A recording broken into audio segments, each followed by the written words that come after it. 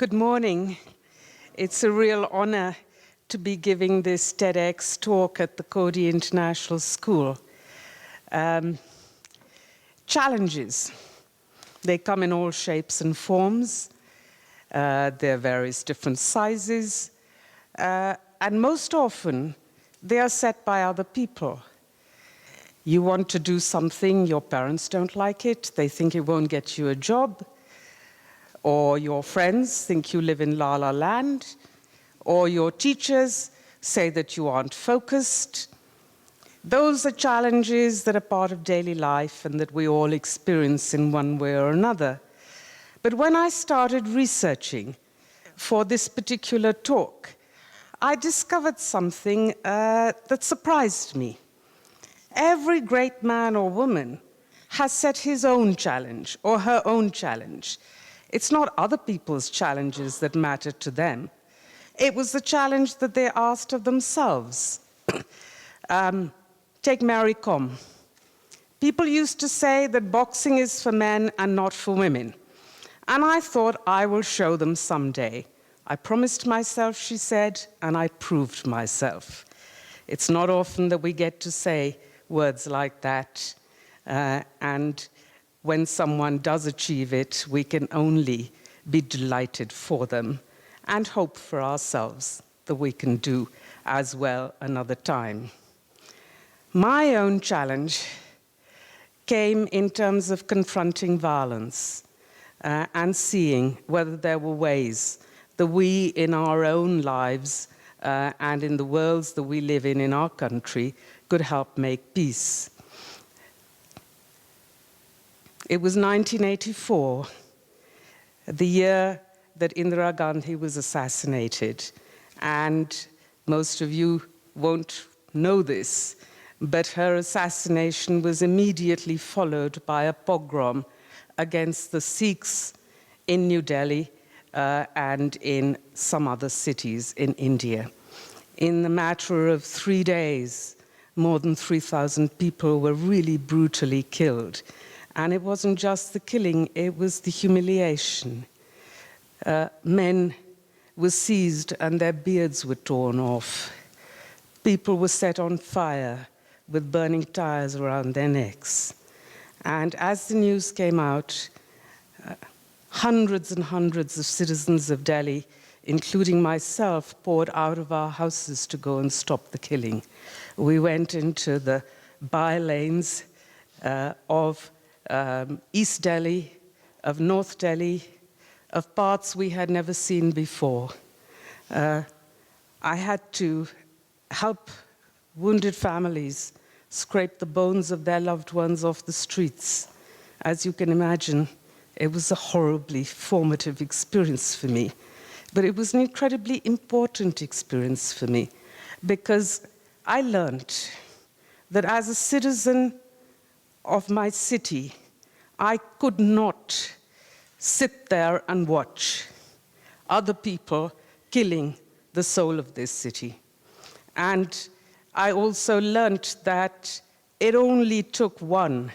It took one phone call to me to bring me out. It took one phone call from me to bring my friends out.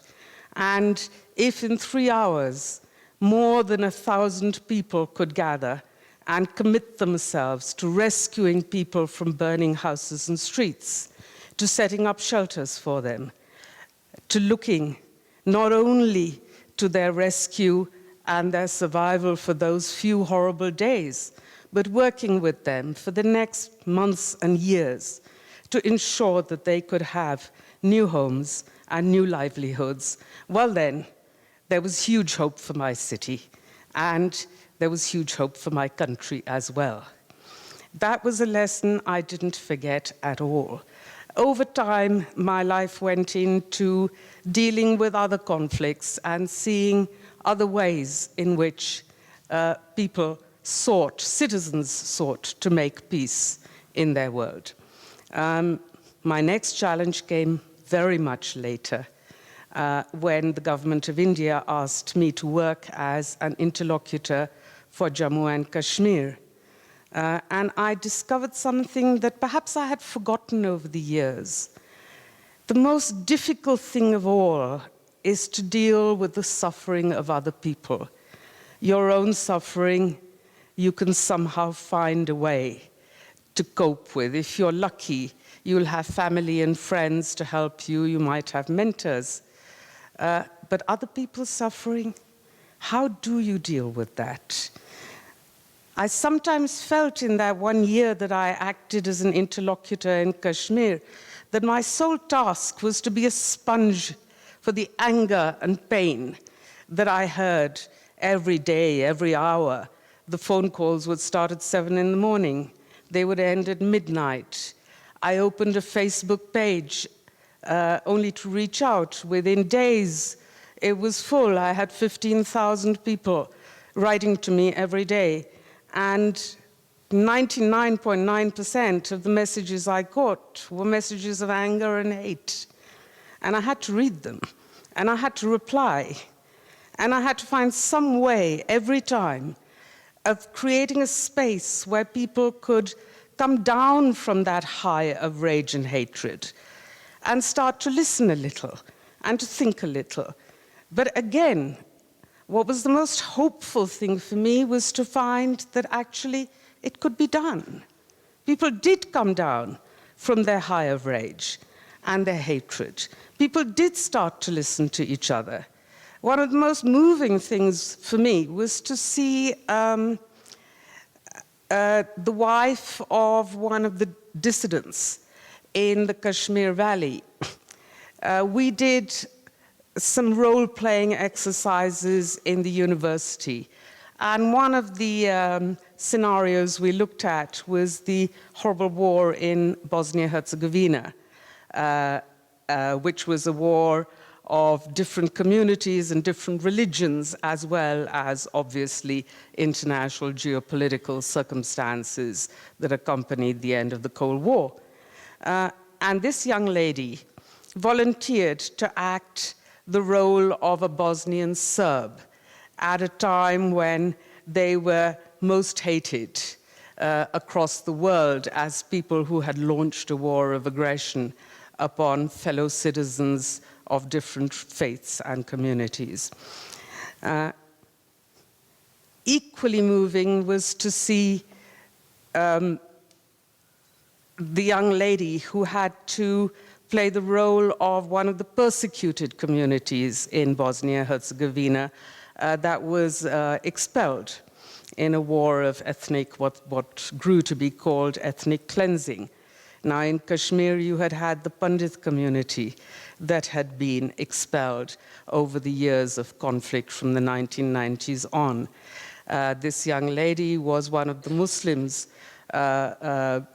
who was not given the opportunity to leave the conflict area.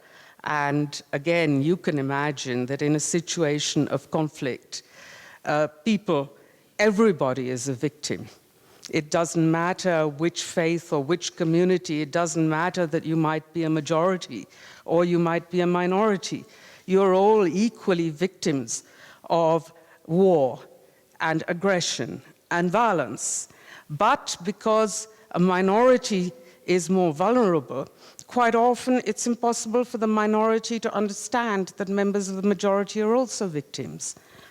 And equally often, when it is a majority that has not been able to prevent ethnic cleansing, there is a sense of guilt and culpability which leads to defensiveness and the statement that I didn't do it, it wasn't me. Which leads you then to say there must be something wrong with those people who allowed themselves to be ethnically cleansed. That's the way you justify the fact that you still continue to exist.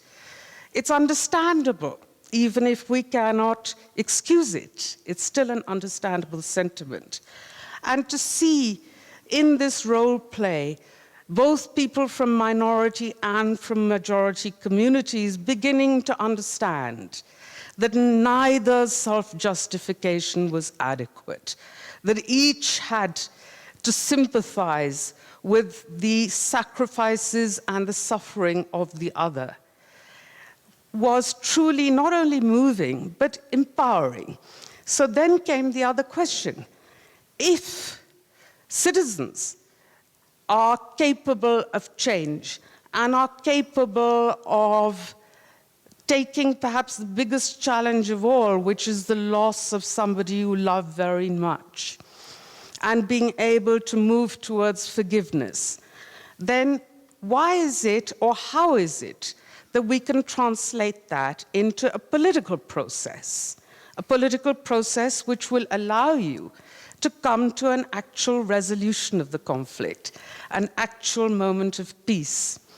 Now, in our country, we tend to think that peacemaking is easy. It's an attitude. It's a kind of little bit of will that you have to show. If you're a nice person, it really should not be difficult to make peace. Well, think about it the other way. What if you're a very nice person, but your father has been killed in front of your own eyes, your mother has been raped, your sister has had to run away, your other brother has perhaps been killed by yet another opposing force? Is it so easy to make peace with the person who you think has been responsible for all this suffering in your life? If you look at any conflict situation, there is loss on every single side. Some of us say we don't want to hear about the loss of Kashmiri militants or young people who've taken up the gun. They are terrorists. We only want to look at the losses that our brave Jawans have had to face, that our civil servants have had to face who have been targeted, that our police who have been targeted have had to face. There's certainly a great deal of loss there. But what about the loss on the other side? Equally, those who support the boys who take up the guns will say, we don't want to think about the loss of the Jawans or of the administrators or of the police. They are the people who are oppressing us. Well, so here's the first challenge of peacemaking. Both have to recognize that the other has suffered loss. Both have to recognize that the other has some reason on their side. Whether you agree with that reason or not is actually completely unimportant. Your task is not to agree. Your task is to recognize that that person feels justified in what they are doing. Every single one of the people who are part of that violence are also part of the suffering. They're also part of the compensation, and they have to be a part of the solution. So at the end of the day, what is it? The challenge for peacemaking. The challenge for peacemaking is to first create those moments of recognition and awareness, and then to see how can you translate that into a political act? How can you make it a part of a policy that will lead to the end of a conflict? Sometimes it seems as if it can't be done.